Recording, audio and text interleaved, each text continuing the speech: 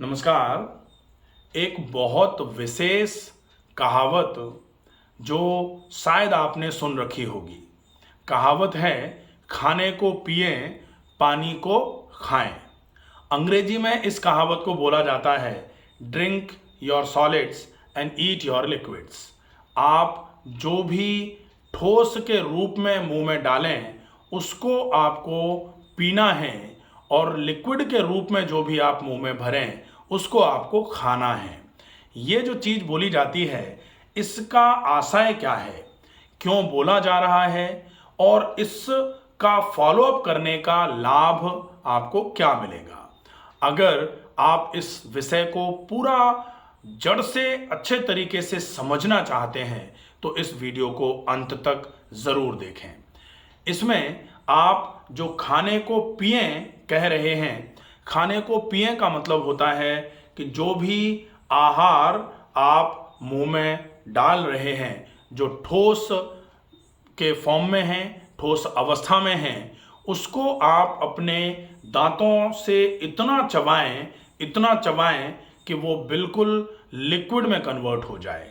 वो जब बिल्कुल रस में कन्वर्ट हो जाए, दांतों से पीस पीस करके, तब आप उसको अपने गले से नीचे उतारें। क्योंकि ईश्वर ने दांत ओरल कैविटी में इसीलिए लगाए हैं कि आप अपने दांतों का पूरे तरीके से उपयोग करके खाने को आमाशय में पहुंचने के लायक बनाना मुंह का ही काम है, ओरल कैविटी का ही काम है। इसीलिए ओरल कैविटी में, जैसे आपने देखा होगा, पत्थर काटने की जो मशीन होती है, पत्थर जब कट रहा होता है तो ठीक बगल में एक पानी की छोटी पतली सी नली भी रखी जाती है कि पत्थर जब कट रहा है तो पानी लगातार गिरता रहेगा, तो पत्थर के कटने पर जो गर्मी है पत्थर की, वो गर्म भी नहीं होगा, और पत्थर के कटने से एक तो आवाज़ बहुत तीखी नहीं आएगी और बहुत आसानी से पत्थर कट जाता है। ठीक वैसे ही हमारे दांतों से जब हम भोजन को चबाते हैं तो चबाने से भोजन में जो लिक्विफैक्शन होना चाहिए वो लिक्विफैक्शन अच्छे तरीके से हो। भोजन में अब आप ऐसा तो कर नहीं सकते कि खाने को चबा रहे हैं और ऐसे करके एक पतली सी नली पानी की आपने मुंह में रखी हुई है तो चबा रहे हैं और पानी ऊपर से जा रहा है। ईश्वर ने यह व्यवस्था आपको करके दी है। किस तरीके से करके दी है? क्योंकि यहाँ पर जो तीन तीन पेयर दोनों तरफ सलाइवरी ग्लैंड्स हैं, जो सलाइवा सीक्रेट करती हैं। ये सलाइवरी ग्लैंड जो लार की ग्रंथियां हैं, ये ग्रंथियां लार को सीक्रेट करती हैं, और लार जो है वो लिक्विड ही तो है। तो आप अगर सूखी आलू की सब्जी और बिल्कुल सूखी बहुत मोटे आटे की जौ की रोटी को भी अगर मुंह में डाल रहे हैं और उसको बहुत अच्छे तरीके से चबाने का प्रयास अगर करेंगे तो निश्चित ही लार की ग्रंथियां एक्टिवेट होकर के बहुत ज़्यादा मात्रा में लार को सीक्रेट करेंगी, और लार का जितना अच्छा सीक्रेशन होगा उतना ज़्यादा मात्रा में आपका खाना बिल्कुल पेस्ट के रूप में, लिक्विड पेस्ट के रूप में आ जाएगा। और जब आपका खाना बिल्कुल लिक्विड पेस्ट के रूप में आ जाएगा तब आप उस खाने को अच्छे तरीके से निगल सकते हैं। हम क्या करते हैं, हम सामान्य तौर पर भोजन हमने जैसे ही कौर बना करके मुंह में डाला, एक बार इधर एक बार इधर, और सीधा अंदर धकेलने की कोशिश करते हैं। फिर वो जब गले में अटकता है तो हम पानी का धक्का दे करके उसको नीचे पहुंचा देते हैं। कभी कभी धक्का लग जाता है, नहीं जा रहा होता है, गले में अटक जाता है, तो हम और 2-4 घूंट पानी पी करके जबरदस्ती उसको अंदर पहुंचाने का काम कर देते हैं। लेकिन आपने ओरल कैविटी से तो धक्का मार के उसको आमाशय में पहुंचा दिया। अब आमाशय का काम होता है, बेचारा आमाशय परेशान हो रहा होता है, बहुत ज़्यादा परेशान है। खाने को मिलाना उसकी जिम्मेदारी थी, ना कि खाने को छोटे छोटे मॉलिक्यूल्स में तोड़ना। अब आमाशय बेचारा दांतों का काम कर रहा होता है, दांत आमाशय में है नहीं। अब दांत जब आमाशय में नहीं है और आमाशय दांतों के काम को करने का प्रयास करेगा तो सवेरे से लेकर शाम तक बेचारा प्रयास करता रहेगा, लेकिन वो प्रयास में सफल नहीं हो पाएगा। अब आमाशय आपके दांतों का काम कर रहा था तो आमाशय अपना काम नहीं कर पाया। इसका मतलब पाचक रस खाने में नहीं मिल पाए। अब आपका आमाशय भारी हो जाएगा, पेट फूलना चालू हो जाएगा। जैसे ही ये होगा, इसके बाद अब आपने दूसरा खाना खा दिया, पहला बेचारा पचा नहीं था, पहला बेचारा आमाशय से निकल करके आंत में जाना शुरू नहीं हो पाया था, आपने दूसरा खाना खा दिया। दूसरे खाने का प्रेशर जो है वो आमाशय पर पड़ा, तो अपचन वाला जो मल तो क्या बोले इसको अभी, क्योंकि इसमें से अभी कुछ खिंचा ही नहीं है, अभी तो सारा का सारा बिना पचा हुआ पड़ा हुआ है।